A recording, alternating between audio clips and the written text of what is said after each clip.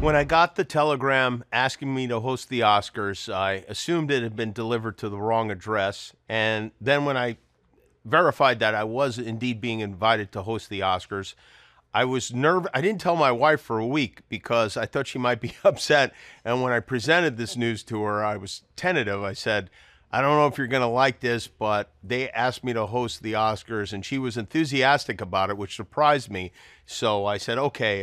In fact, I probably waited a few days longer than I should have to give the answer yes, but just wanted to make sure that the whole family was on board. We still haven't consulted the children, but they don't care.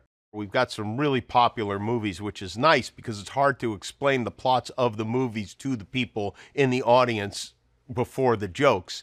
And secondly, I think you just want to be ready for anything. And you never obviously don't know when something crazy might happen. And crazy things seem to be happening a lot lately. So I just want the opportunity, if something crazy happens, to be able to be on stage to comment on said crazy thing.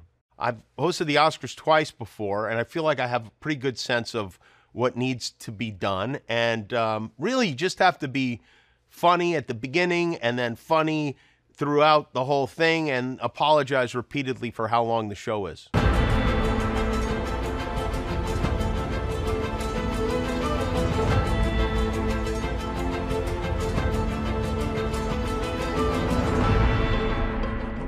Jets flying through the air really, really quick make it really hard to figure out a camera track. And so we had to utilize GPS data from the actual camera planes in combination with USGS topographical data to actually plot out various points and then rework our light rigs to be able to actually properly coordinate things as jets moving as fast as they do actually hit curvature that changes lighting in extremely subtle ways. The special effects department built 4 bespoke, high-performance Batmobiles, and each version of the vehicle was engineered and constructed for a specific purpose, and they were all built from scratch. Because each Batmobile was kind of custom-tailored for a specific job, they didn't all fit the design spec exactly. For example, the jumping Batmobile, once it hit the ground and it stood back up on that long throw suspension, it looked like the Daddy Longlegs version of the Batmobile. At a certain point, had to take over and replace that, along with the wet ground and fire reflecting off the water.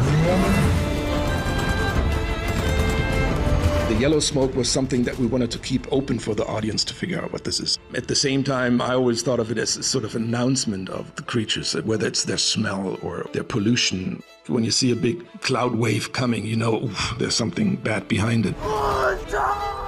That sequence was so sensitive to contrast, whether you see him or not. And so we actually had to render those shots twice. One pass with the machines and then one without. And we sort of, in the grading, did a live mixing in DaVinci Resolve.